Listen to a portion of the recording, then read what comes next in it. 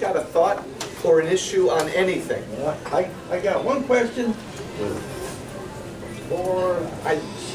One question with 4 items. Medicare, Social Security, legal immigration. Illegal immigration. And what was the 4th? Gun rights. Gun rights. Because I heard that Democrats are trying to go against all of them.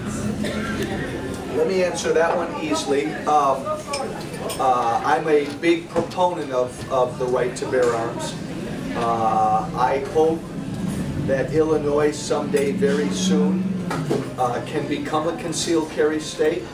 Right now we're the only state in the country that does not allow for concealed carry. So hopefully that's an issue we can resolve in Illinois pretty quickly.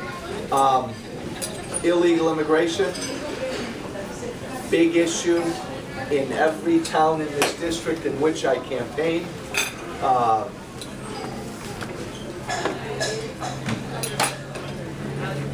It's an issue that Republicans and Democrats, well, Republicans don't like to talk about illegal immigration because every time we do, the media hits us over the head.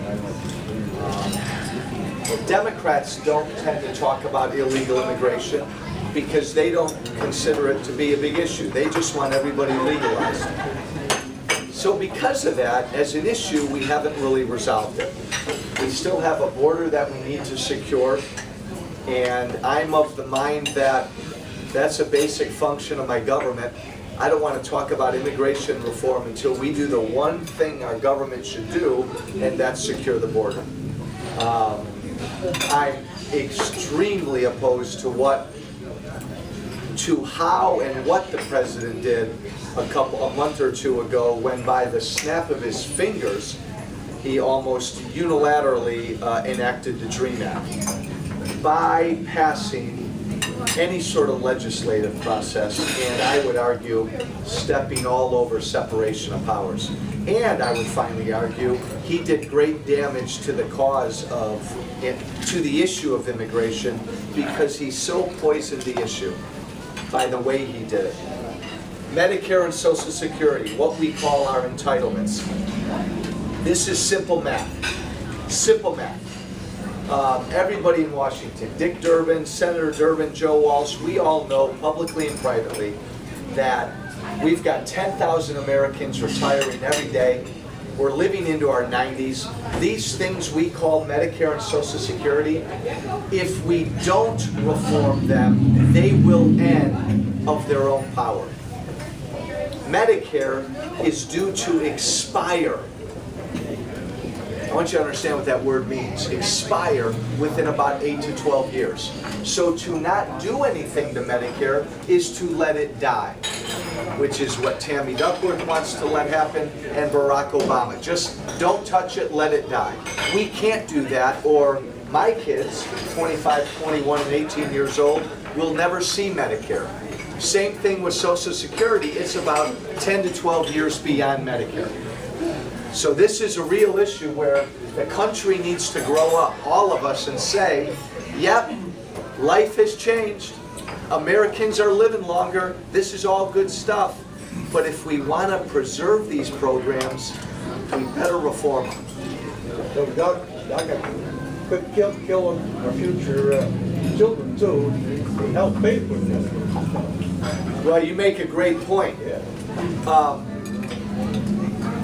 Remember when we started Social Security way back in the day, we had 32 workers for every retiree. Follow me? So in a sense, 32 people out here in the working world were supporting one retired person. Now we're down to about 2.5 workers supporting one retired person. Another 20 or so years, we're going to get to the point where that's going to flip. We'll come close to what Europe is. Yeah, and do you want to do that to our kids and our grandkids, where you've got 8 workers supporting 2 to 3 retirees? This is math. We have to figure out how to sustain these programs and not take every dollar that our kids and grandkids earn in taxes to support these programs. None of us want to do that. None of us want to do that. We got to reform them. And right now the Republicans are the only ones in Washington who have said, yes, it's a problem, here's a plan to fix it. Democrats haven't done that, Obama hasn't done that. All they're trying to do is scare seniors. That's their only game plan. They want to scare seniors. There goes Joe Walsh, he's going to touch my Medicare. I have yet to meet a senior who, when you explain to them Medicare is going to be gone in about 10 to 12 years if we don't touch it, I have yet to meet the senior who says, I don't care, don't touch mine, I don't care whether my kids or my grandkids get it. I haven't met that senior yet. Don't let the Democrats scare you on this issue. Republicans try to scare you on other issues. On this one, the Democrats are scaring you. Who's got other thoughts? Yes, sir. Yeah, of course, it's just a little bit out of date, but a couple of weeks ago, our Democrat friends seem to have a real problem. It used to be they would include a reference to God in their platform, and this last time they forgot all about God, and then when it came time to put God back in, they had a real problem. I just kind of have a thought. I wonder, would they feel better about it if the platform would have had a note suggesting that perhaps there is only one Allah and Muhammad is his prophet? Would they have had an easier time with that one? Look,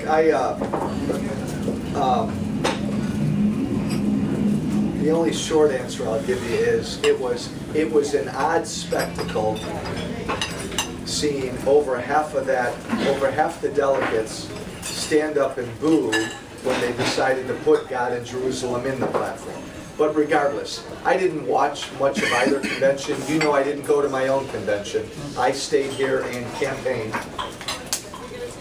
I don't think I have any at Tampa, so there were no voters down there for me. What I found very odd about the Democratic convention is this. This election's about one thing. This great, awesome country isn't working and we're flat broke. Fix that. And if you listen to and watch the Democratic convention, boy, they talked about everything else but that. A lot of talk about abortion rights, a lot of talk about contraceptives, a lot of talk about gay rights, all issues. Good gosh, there are 100 issues under the sun, right? But right now, we've got a country where we almost have Depression-era level unemployment. When you really count our real unemployment rate, we're more broke than anybody knows. Again, I don't think I've met a man or a woman on this campaign trail yet who has said the most important issue in this election is anything but how do we put Americans back to work, grow this economy, and do something about our debt. This is what we care about. And when I look at Romney or Obama, that's all I want to know.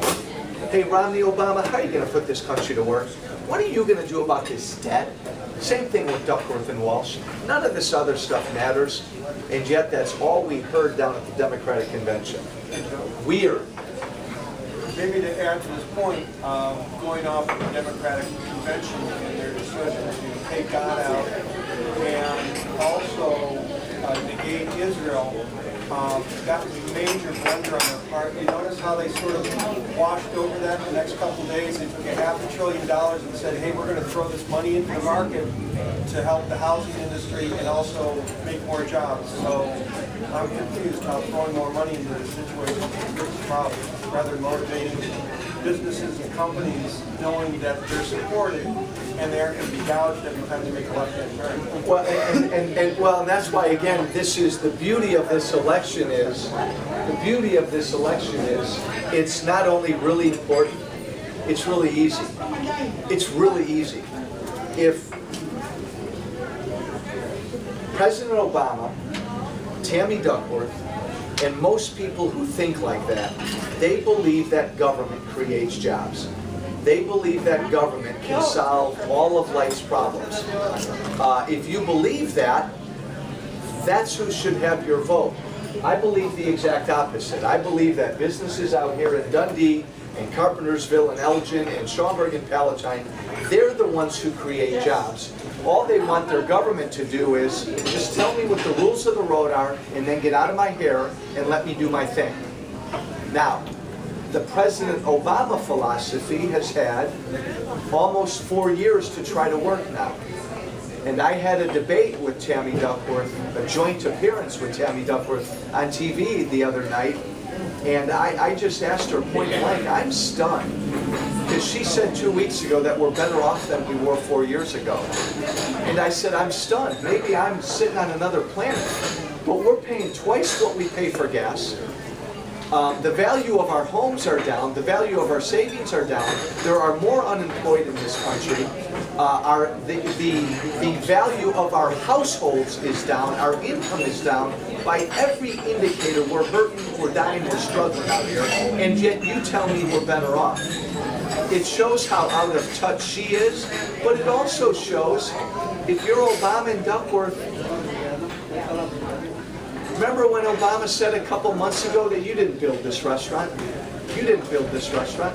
He did. Government builds these things. That's really what he believes. And that belief drives his policies. So it means he can borrow $1 trillion of your taxpayer money to try to stimulate the economy. It means he can give us this big healthcare thing that's going to take over 1/5 of the American economy and ruin our healthcare system. He's had 4 years. He's made everything noticeably worse. Nobody should be confused this year as to how to vote. I mean, I'm going to go back to Washington and I'm going to try to repeal Obamacare. I'm going to try to cut her taxes. I'm going to try to eliminate regulations on what she does. I'm going to try to get government out of her hair. If she doesn't want that, she shouldn't vote for me. I believe she built this restaurant. Whoever owns this restaurant built this restaurant, and I want to get government out of her hair. And that's ultimately the only way we're going to turn this country around. Joe? Hold on, let's go here. Kerry Collins, running for the state senate. I have a question for you. It's a bill you introduced last week Yes, about voting yes. and identification. How did we get to the position where we have no protection about who's actually voting, that they're registered, they are who they are? How did this come about? We've sort of lessened over the years the value of what it means to vote. I introduced a bill last week, the Election Integrity Act, which said if you're going to vote in a federal election, you have to have a photo ID, period. And we instruct the states to enforce it, and if people can't afford a photo ID, the states will pay for it for anybody, so at no cost. It just says, if you want to vote in a federal election, you have to show a photo ID, so you have to show us you are who you say you are to vote. Sounds pretty commonsensical, right? It does. You got to do it to do so many things in life. If you wanted to go down to that Democratic convention a couple weeks ago, you had to show a photo ID. So sounds pretty simple. We know there's voter fraud all over the country. You all heard the funny story about a guy, I think this past spring, who went to try to vote in Washington, D.C., and he said he was Eric Holder, and they let him vote, and he wasn't Eric Holder. You had a candidate for the United States Congress, a Democrat from Maryland, who just dropped out of her race last week because she committed voter fraud last year. She voted in Maryland and D.C. Look, if we've reached a point in this country where at no cost we're telling people you shouldn't have to show a photo ID to vote, we're in trouble.